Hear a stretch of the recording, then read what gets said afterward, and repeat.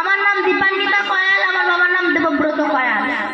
সবাই আমরা পিতৃ পরিচয় পরিচিত, কিন্তু গৌরাঙ্গ মহাপ্রভু আসতে পিতৃ পরিচয়ে পরিচিত না হয় মাতৃ পরিচয়ে পরিচিত হলেন কেন? না, মহাপ্রভু জানতেন কলির মানুষ বড় অজ্ঞানী, তো বড়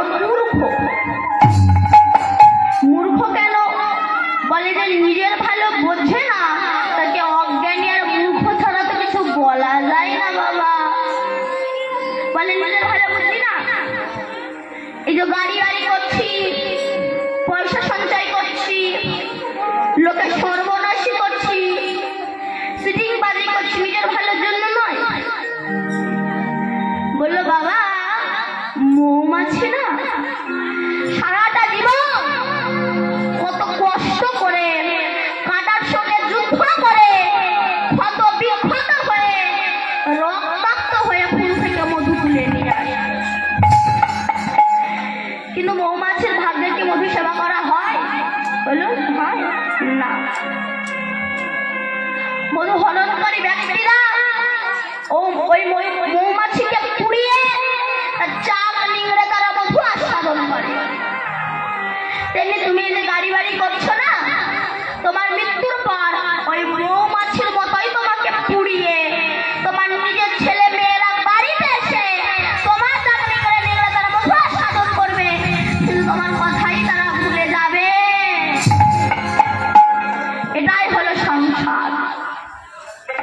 মাগো, আমরা ভবসাগর পার হওয়ার সাঁতার ভুলে গিয়েছি, জানেন? এক গেজেটেড অফিসার নদী পার হচ্ছে, নিজের গর্বের কথা মাঝিকে শোনাচ্ছে, জানো আমি একজন গেজেটেড অফিসার। মাঝি বলে, হ্যাঁ আপনি শিক্ষিত মানুষ, তো তোমাকে কোনো প্রশ্ন করবো, বলতে পারবে? বলে বলো। আচ্ছা বলো তো দিন রাত হয় কেন? ও তখন বলছে, স্যার আমি মূর্খ, মাঝি তো বলতে পারবো না। আচ্ছা বলো তো অমাবস্যা পূর্ণিমা হয় কেন? না স্যার আমি স্কুলে যাইনি, পড়াশোনা শিখিনি, বলতে পারবো না। আচ্ছা বলো তো জোয়ার ভাটা হয় কেন? না স্যার আমি জানি না, জানো না, চালাও নৌকা। যেই না নৌকা মাছ পথে এসেছে, ভীষণ কালো বৈশাখী ঝড়, নৌকা ডুবে যায়। অফিসার বলে, মাঝি নৌকা যে ডুবে যাচ্ছে। মাঝি বলে, স্যার আপনি এত কিছু শিখেছেন, সাঁতারটা শিখেছেন তো? বলে, ভাই ওইটা তো শিখিনি, তাহলে ডুবে মরো। আমরা সবই শিখেছি, কিন্তু ভব পারাপারে সাঁতার হরির নাম আমরা শিখিনি, আমাদের তো ডুবে পড়তেই হবে। জন্মগ্রহণ করে হেলায় কাটেও না, হরিনাম করো গৌরব ভজ। তোমরা গৌরব ভজ, তোমরা গৌরব ভজ, নাম ভজ নিত্যানন্দে না। তোমরা গৌরী ভজ, তোমরা গৌরী ভজ, গৌরী ভজ গৌরী গুণ ধাম, নামে ভজ নিত্যানন্দের নাম।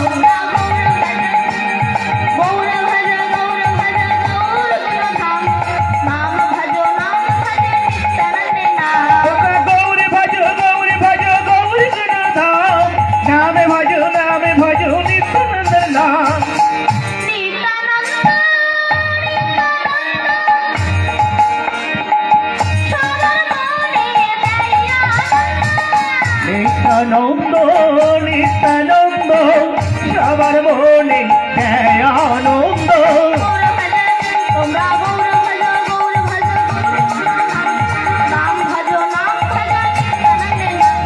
গৌরী ভজ, গৌরী ভজ গৌরী গুণ ধাম, নামে ভজ নিত্যানন্দের নাম। তোমরা গৌরী ভজ, তোমরা গৌরী ভজ, গৌরী ভজ গৌরী গুণ ধাম, নামে ভজ নিত্যানন্দের নাম। কলিযুগে এসেছিল নিমাইয়া নিতাই, হরি নামে প্রেম বিলালো জগায়ের মাথায়। কলিযুগে এসেছিল নিমাইয়া নিতাই, হরি নামে প্রেম বিলালো জগায়ের মাথায়। নিত্যানন্দ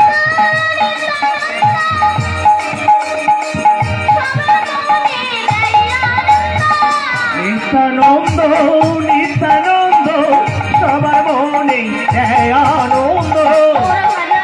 তোমরা গৌর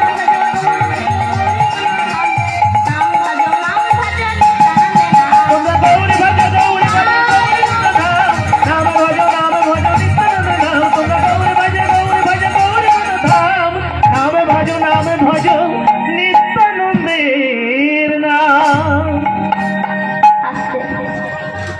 তাহলে কেন গৌরাঙ্গ মহাপ্রভু আসতে কথা বলবেন না কেউ? কেন গৌরাঙ্গ মহাপ্রভু পিতৃ পরিচয়ে পরিচিত না হয়ে মাতৃ পরিচয়ে পরিচিত হলেন না? মহাপ্রভু জানতেন কলির মানুষ বড় অজ্ঞানী, তো অতএব আমি যদি পিতৃ পরিচয়ে পরিচিত হই, নোংরা মাখানো কলির মানুষটা আমি কোলে করতে পারবো না। কেন না? দেখবেন ছেলেকে বাবাও ভালোবাসে, আমার মাও ভালোবাসে, কিন্তু ছেলে যদি নোংরা মেখে বাবার কাছে গিয়ে বলে বাবা একটু বলে না, বাবা কিন্তু নেয় না। এই তো মায়ের কাছে মা যদি খেতেও বসে বাৎসল্য প্রেমে সন্তানকে বুকে টেনে ধরে। এবার সুন্দর করে ধুয়ে মুছে পরিষ্কার করিয়ে নতুন জামা কাপড় পরে একটা কাজলের টপ দিয়ে ছেড়ে দেয়। বাবা তখন মোটর সাইকেলে করে নিয়ে ঘুরঘুর করে ঘুরে বেড়ায়। তাহলে পরিষ্কার করে মা আর সাজ মেটায় বাবা। অথবা মহাপ্রভু ভাবলেন আমি যদি পিতৃ পরিচয় পরিচিত হই, নোংরা মাখানো কলির মানুষকে আমি কোলে করতে পারবো না। তাই মাতৃ পরিচয়ে পরিচিত হয়ে সচির নন্দন গৌর হয়ে সচি মায়ের ভাঙা ঘরে মায়ার পাকে হাবুডুবু খাওয়া কলির মানুষ উদ্ধার করার জন্য গৌর হয়ে নদিয়ার অবধি ধামে এসেছে। হরি বল হরি বল। আমরা বড় বেঈমান গো মা, কথা দিয়ে এসেছিলাম তার নাম করবো, পৃথিবীতে এসে ভুলে গেলাম। আসতে কেমন বাবা হাটে যাবে, বোঝা মাথায় নিয়েছে, ছোট্ট যত্নের ছেলে বাবার হাতটা ধরেছে, বাবা আমাকে একটু নিয়ে যাবে। কোথায়? হাটে। তো বাবা বললো খোকা ওখানে তো প্রচন্ড ভিড়, ওখানে গেলে তুমি হারিয়ে যাবে। ছেলে বললো বাবা কথা দিলাম নিয়ে চলো, তোমার হাত আমি ছাড়বো না। এবার ছেলের কথা বিশ্বাস করে বাবা ছেলেকে হাটে এনেছে, বোঝাটা নামাতে যাবে, হাতটা ছাড়া পড়েছে। এইবার ছেলে বিভিন্ন রকম দোকান দেখছে, শপের দোকান, ফুচকার দোকান, মিষ্টির দোকান, চাউমিনের দোকান, এগরোলের দোকান, এইসব দোকান দেখতে দেখতে ছেলে বাপের কথা ভুলে গিয়েছে। এবার যে সন্ধ্যা হয়েছে তখন বাপের কথা মনে পড়েছে, তখন বাবা বাবা বলে কাঁদছে।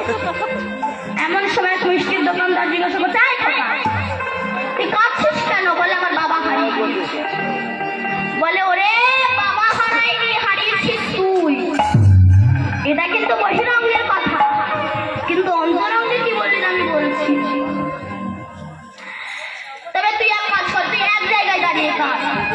বললে তুইও তোর বাবাকে খুঁজে বেড়াবি, তোর বাবাও থেকে খুঁজে বেড়াবে, কেউ কাউকে পাবে না।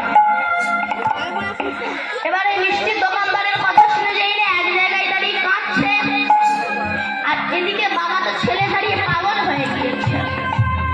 ছেলেকে খুঁজতে খুঁজতে দেখতে পেয়েছে বুকের ভিতরে ধরো ভয় যে আনন্দ।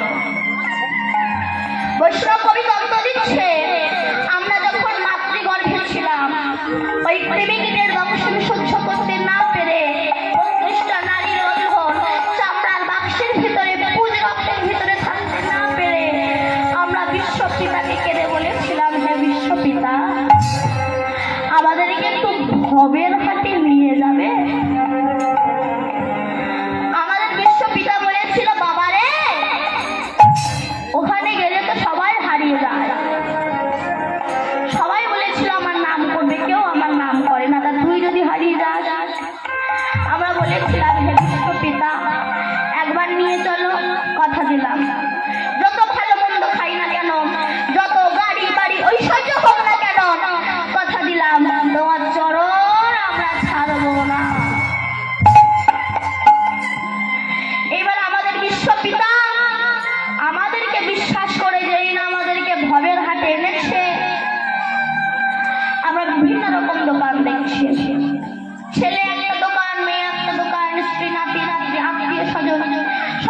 দোকান, এই দোকানগুলোকে সারা জীবন দেখছে, অনুভব করছে।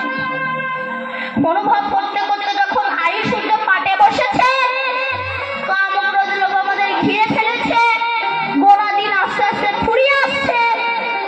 এবার একবার ছুটে যাচ্ছে কালীর কাছে, দুর্গার কাছে, শিবের কাছে। কোথায় গেলে আমরা বিশ্ব পিতাকে পাবো?